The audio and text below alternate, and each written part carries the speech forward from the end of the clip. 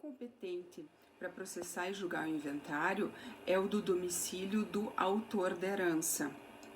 Se por acaso ele não tiver domicílio, ou ele não tinha domicílio, é o foro da situação dos bens imóveis.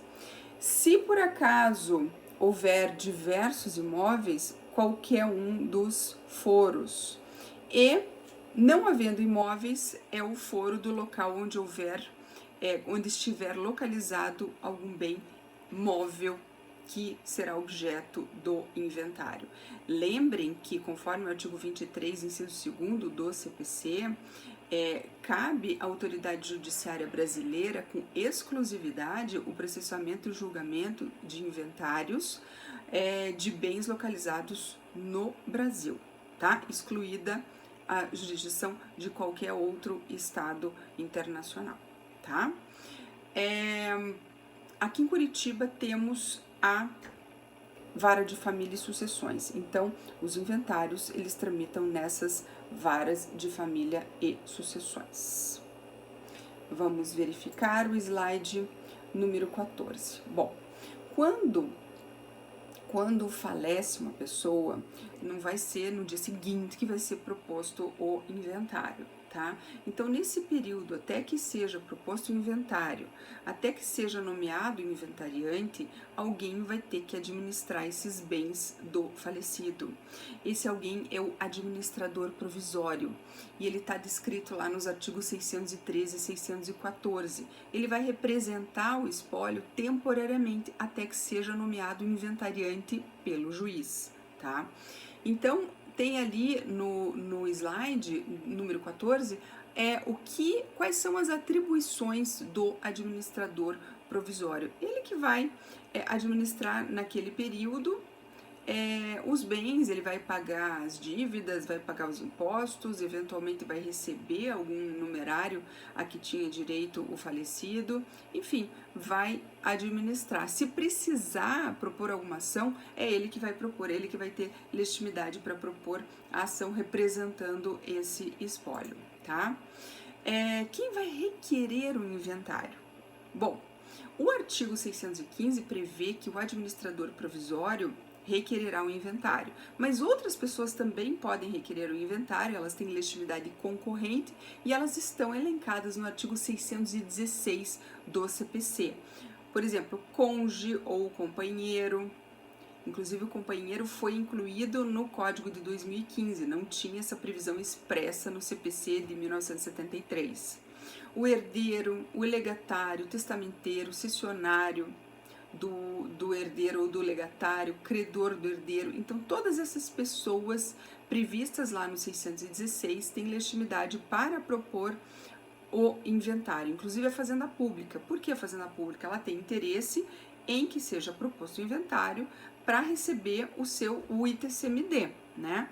Então, ela pode, se não houver a propostura do inventário por essas outras pessoas, a própria Fazenda Pública também tem legitimidade para requerer o inventário. Depois dê uma olhada no artigo 616 em todas essas pessoas que podem eventualmente propor ou requerer o inventário. O artigo 671 estabelece que nos casos de ausente ou de incapaz, o juiz deve nomear um curador especial para defender os seus interesses, tá? No caso em que o incapaz concorre com o representante, com o seu próprio representante legal na partilha, é que o 671 prevê a necessidade de nomeação de curador especial. Mas a jurisprudência afasta essa necessidade de nomeação do curador especial nos casos em que não fica demonstrado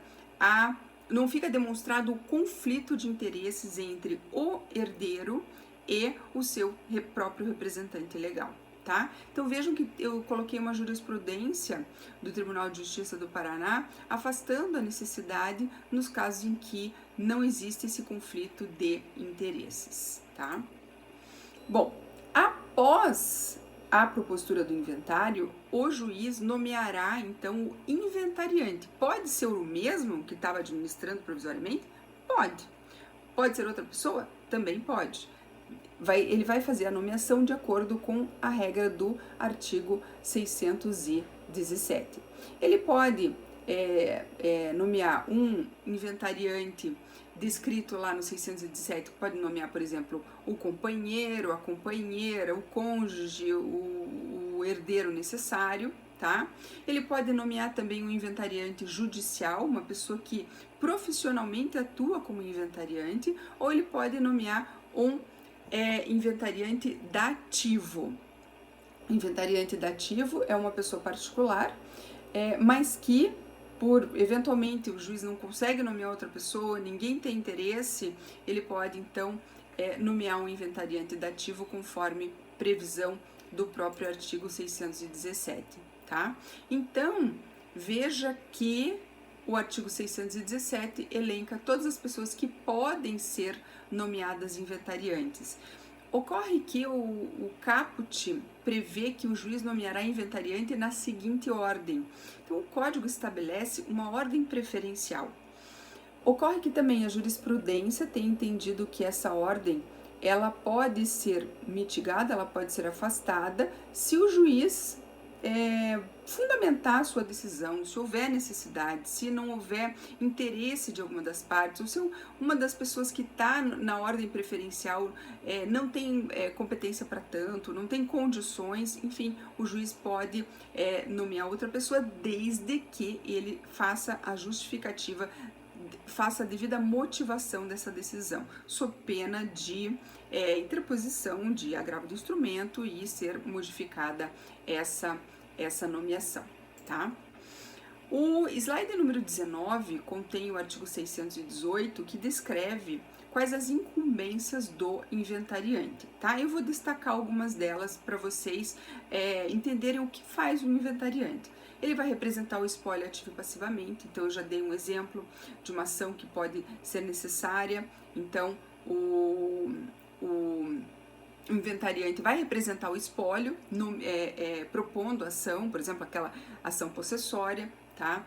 Ele, eventualmente, se for proposta uma ação em face do espólio, ele também vai representar, o inventariante vai representar o espólio nessa demanda, tá? Ele vai administrar o espólio, o inventariante que vai prestar as primeiras e as últimas declarações no processo do inventário, enfim, ele vai realizar todos esses atos de administração do espólio, tá? Tem algumas incumbências do inventariante que necessitam da autorização do juiz e também da oitiva dos demais interessados. São os casos descritos no artigo 619. Então, o inventariante ele não pode alienar bens do espólio sem autorização do juiz e sem a oitiva dos demais interessados. Ele também não pode transigir em juízo acerca dos direitos do espólio sem essa devida autorização. Não pode pagar dívidas do espólio e não pode fazer despesas sem a devida autorização e a manifestação dos demais interessados, tá? Eventualmente, se o inventariante deixar de exercer a inventariança na forma adequada, eventualmente, se ele não se desincumbir do seu mister, do seu munus, ele pode ser removido da função de inventariante. O juiz pode removê-lo e nomear outro inventariante, tá? Mas as hipóteses estão descritas no artigo 622. Então, por exemplo, se ele não prestar as primeiras ou últimas declarações, se ele não der andamento regular ao inventário, se os bens se deteriorarem, os bens do espólio se deteriorarem por culpa dele, se ele sonegar bens, enfim, tem várias indicações ali no artigo 622 que podem acarretar a remoção do inventariante. Essa remoção pode ser feita tanto de ofício pelo juiz, quanto por requerimento das demais pessoas interessadas, tá? Para que haja remoção do inventariante, é aberto um pequeno procedimento para que o inventariante possa exercer o contraditório, tá? Esse procedimento está previsto nos artigos 623 a 625, tá? E, eventualmente ele pode até produzir provas para demonstrar que não agiu de forma inadequada, que não agiu de forma a deixar de observar as regras que lhe competem, tá? Então, depois desse procedimento, o juiz vai decidir. Esta decisão é uma decisão interlocutória passível de agravo de instrumento. Todas as decisões do juiz proferidas no inventário, que forem proferidas no curso do inventário, não a sentença final, né? Elas são passíveis de agravo de instrumento, conforme o artigo 6.015, parágrafo 1º do CPC, tá?